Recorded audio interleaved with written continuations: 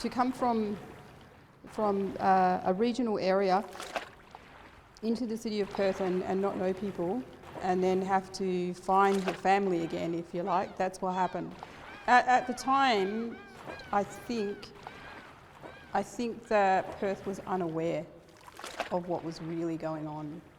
But in their case, they created history while they were doing it. You know, that's just magical in some ways, and I find it really inspiring. The curation of this exhibition has been really interesting because it is about my family. Shirley is my aunt, and she is my father's sister. And my dad, when Aunty Shell first moved to Perth, she's 2 years older than him, he came down later to live with her. So it's actually been an interesting journey into the history of my parents, as well as my aunt, and some of my aunts and uncles as well, who were all at the dances. So it's their generation, it's their story. And it's a really big story that was very clear when, you know, I'd started researching it. And it filters out into other members of the community. So it's an Aboriginal community story. It's not just about my aunt, although all of the memorabilia and the materials in here belong to her, because she kept them all of these time for so long. And then she just said, here, let's do this. So I thought, okay, let's do this. Wildflower Dreaming is an exhibition that is about, it's a snapshot of the life, the social life of Aboriginal people in the 1950s. It's like we've touched the surface of a decade of change in Australia.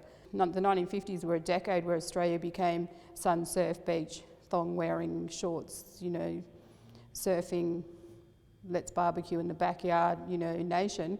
And it was also the decade that Australia was coined the lucky country.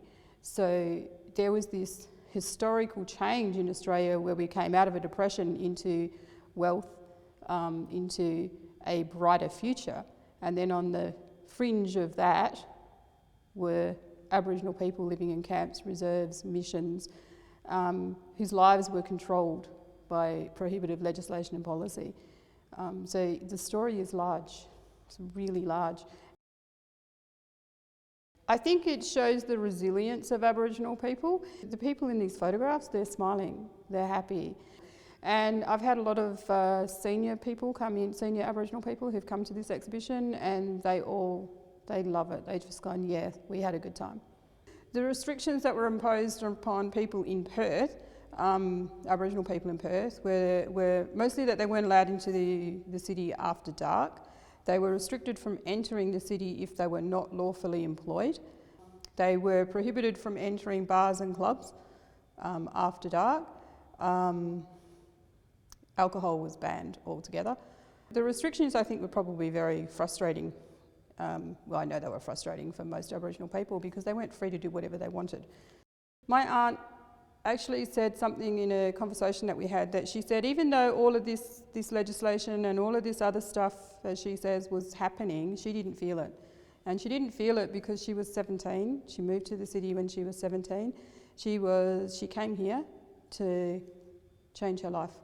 And she set about doing that. And I think when you look at the exhibition material on the wall, when you look at the articles in the paper, when you look at the photographs and the materials in the cases, you actually see that people were trying to do that. They were trying to change their lives. They were trying to get off the reserves and the missions and the camps and into, you know, the same equal lifestyle as non-Aboriginal Australians.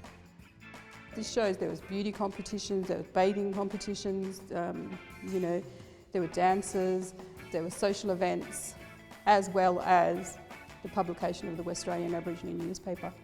The Coolbellaroo League originally began as a voice, a platform for Aboriginal and non-Aboriginal people to come together and socialise. It was a platform for them to be able to say, hey, you know, we should have equality. And it happened in 1946, which is a year after the war.